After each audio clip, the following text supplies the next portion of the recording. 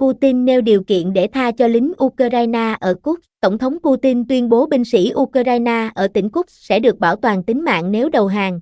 Khi đề cập lời kêu gọi của ông Trump, chúng tôi đã xem xét tuyên bố hôm nay của Tổng thống Mỹ Donald Trump. Tổng thống Nga Vladimir Putin phát biểu trên truyền hình hôm 14 tháng 3, đề cập lời kêu gọi của người đồng cấp Mỹ về bảo đảm tính mạng cho binh sĩ Ukraine đang bị bao vây ở tỉnh Kursk. Ông Putin cáo buộc lực lượng Ukraine tại mặt trận Kursk đã gây ra rất nhiều tội ác nhằm vào dân thường, thêm rằng văn phòng Tổng công tố Nga đã xác định những hành động này là khủng bố.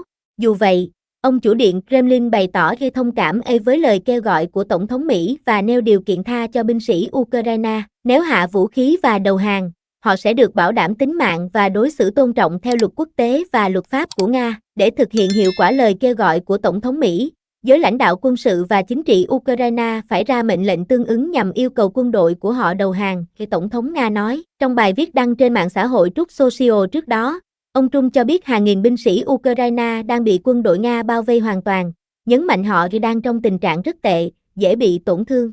Ông chủ Nhà Trắng không nêu cụ thể khu vực, nhưng dường như đề cập chiến sự ở tỉnh Kursk. Tôi đã khẩn thiết đề nghị Tổng thống Putin bảo toàn tính mạng của họ. Đây có thể sẽ là vụ thảm sát khủng khiếp chưa từng thấy kể từ Thế chiến thứ nhì, ông Trump viết. Bộ Tổng tham mưu quân đội Ukraine sau đó bác thông tin, khẳng định lực lượng nước này đang giữ được lãnh thổ ở tỉnh Kursk. Các đơn vị của chúng tôi không đối mặt nguy cơ bị bao vây, cơ quan này nói. Tổng thống Volodymyr Zelensky thừa nhận lực lượng Ukraine đang chịu sức ép lớn tại mặt trận Kursk. Tình hình tại đó hiển nhiên là rất khó khăn, ông Zelensky cho hay. Dù vậy, lãnh đạo Ukraine khẳng định chiến dịch trên đất Nga đã buộc đối phương rút quân từ các khu vực giao tranh khác trên tiền tuyến, giúp giảm áp lực với lực lượng Ukraine đang chiến đấu ở trung tâm hậu cần Pokrovsk tại tỉnh Donetsk. Tôi nghĩ tình hình ở khu vực Pokrovsk đã ổn định, đối phương sẽ rất khó để tìm được cơ hội để chiếm Pokrovsk, ông cho hay. Bộ Quốc phòng Nga hôm 13 tháng 3 nói các đơn vị thuộc cánh quân Bắc đã kiểm soát hoàn toàn Sura, thị trấn chiến lược và là đô thị lớn nhất Ukraine từng giành được trong chiến dịch Kursk. Tổng tham mưu trưởng quân đội Nga Valery Gerasimov cho biết các đơn vị nước này đã giải phóng khoảng 1.100 km2,